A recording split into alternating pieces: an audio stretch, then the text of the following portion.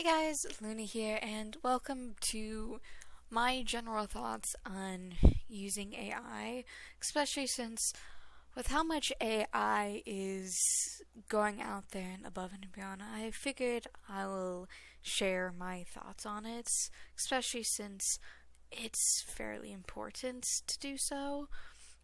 Now, I think AI is a very important thing as especially since people can use it for tools. So, can help use it for double checking the spelling, helping with wording style, especially if you know what you want to say, but you're not sure what you're trying to convey is exactly right. For example, writing an email and you want to try and help it sound a little bit more formal or a little bit less formal. For example, writing to a client or writing to your boss or something compared to writing to your best friend, since hey, want to be able to do something important. I know I use it occasionally to run my emails through just to double check just to make sure my email is being conveyed properly. You can use it to get ideas for example, I sometimes use it to help me with generating ideas for creating potions or creating different spells or something for D&D. I have an idea of what a spell or potion might do in my campaign, but sometimes I'm like, I don't know if this exactly makes sense. Can you help me create a couple potions that to do this? What materials might go into that? That kind of thing. And I sometimes use it to help me with creating a generic stat block as well for a custom creature that does not exist in D&D, especially since if I don't know a creature and it doesn't exist, then as long as I give it what I'm looking for, then hey, it can help me at least generate something along those lines. And I think that's very, very useful and very, very fine to use it for, especially since people have been adjusting and creating their own potions and stat blocks for creatures and items and so on for quite a long time, and just getting a little bit of help if you can't think of something is fine. And if you're trying to get some basic knowledge on a topic such as like TVs or like stoves or like general things to keep in mind for different sort of things that might not be super common knowledge for a person to know, then yeah, like getting basic knowledge starting off, plus obviously making sure you do your own research is good, because hey, you need to have a place to start, and sometimes you just look at something and you have no idea what it means.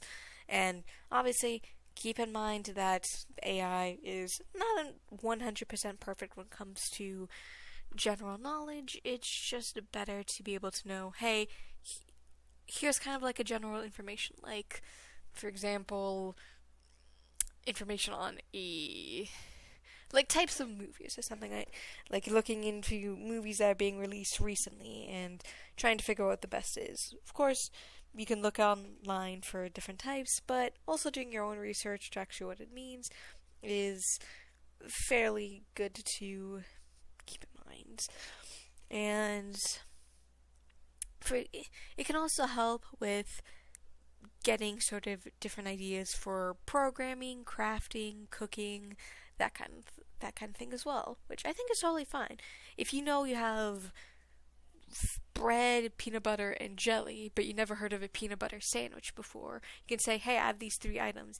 What can you tell me I can make of it?" And it'll probably provide you a peanut butter jelly sandwich, and you can ask it most likely how to make it, and I'm sure I'll provide you some decent steps how to do it. Obviously, a lot of different steps that exist out there online as well. I would imagine it's pretty reliable just to get some generic ideas for coding at least. Of course, it's not going to be 100% perfect because there's a whole heck of a lot of nuances when it comes to coding, but there's some nuances that can be easily explored with this kind of thing that can definitely help. I often use it for helping me with Google spreadsheet coding, since I am working on a sorter along with some random table generation, and sometimes I'm like, hey, I have this table that's starts in A1 and goes to C5, and I want to be able to randomly generate something from each column. How do I do that? And it provides me with a coding option for that. So it might not be perfect, but definitely very, very useful to have on hand. And with crafting, such as crocheting, knitting, and that kind of other similar crafts, it can provide with different sort of ideas of like, hey, here's sort of patterns that exist online that I found that you can use that's similar to what you're looking for, or here is a pattern that I came up with that you could use to create something. Of course, some people that I talk to that also work on creating patterns and editing patterns and everything else say that ChatGPT is not 100% perfect with that kind of thing, but I haven't personally used it, but I did ask ChatGPT to help me with coming up with finding a pattern to what I'm looking for. Of course, like I said, I haven't tried it out or anything with the pattern that it created for me, but we'll see if it's any useful.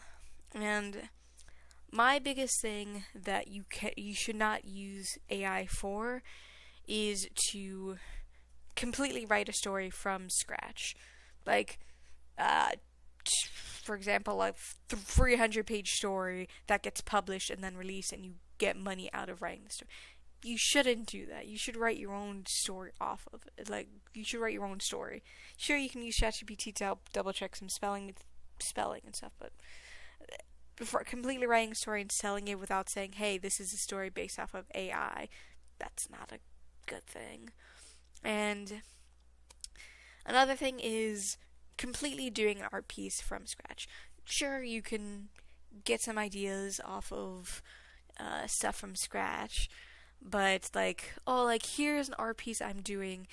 Can you generate a few pictures based off of it? Yeah, sure, that's your own art piece. Getting ideas of like certain color palettes, fine. Yeah, that's up to you. But going to like Gemini to publicly release an art image is not something that should be done, because you're taking away perfectly good artists' jobs when you do that, which means they're not getting paid to create art for people. Like, sure, if you create an AI image, share it for like friends, be like, hey, here's something that's kind of similar to what I'm looking for with an image. Yeah, sure, that's fine. Like, if it's for a couple friends playing Dungeons and Dragons or something, yeah, it's not really going to matter, especially since it's going to be kind of hard to get an exact image of what you're looking for within like 20 minutes of a thing, even if you've been planning for it.